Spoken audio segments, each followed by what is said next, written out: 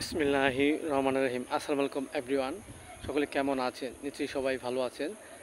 আজ আপনাদের মাঝে একটি নতুন সংস্করণ ভিডিও নিয়ে আলোচনা করব। ভিডিওটি হলো মুখমণ্ডলে অ্যালার্জি হলে হোমিও চিকিৎসা।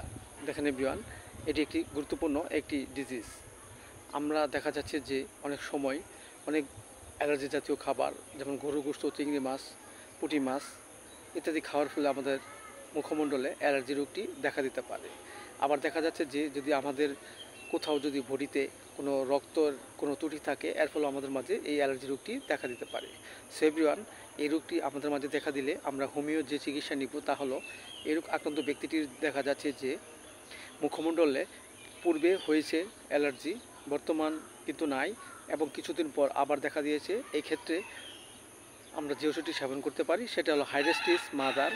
আমরা 4 ফোঁটা করে সকাল বিকাল 2 বার সেবন করতে পারি। এছাড়াও দেখা যাচ্ছে যে আমাদের শরীরে যদি সবসময় গরম থাকে এবং গরমের ফলে আমাদের শরীরে মুখমণ্ডলে দুই চাকা চাকা যদি অ্যালার্জি দেখা দেয় এবং প্রচুর চুলকায়, জলে ব্যথা করে, এক্ষেত্রে আমরা যে ওষুধটি সেবন করতে পারি সেটা হলো হাইগোফিলা 30। আমরা 2 ফোঁটা করে সকাল বিকাল 2 বার সেবন করতে পারি। এছাড়াও দেখা যাচ্ছে যে আমরা যদি অবিরাম পানিতে নেমে কাজ করি কিংবা আমাদের শরীর ভিজা থাকে, এর ফলে যদি আমাদের মুখমণ্ডলে যদি অ্যালার্জি হয় এবং প্রচুর চুলকায়, জলে, এক্ষেত্রে আমরা অবশ্যই যে ওষুধটি সেবন করব সেটা হলো রাষ্ট্রক্স 30। আমরা 2 ফোঁটা করে সকাল বিকাল 2 বার সেবন করতে পারি।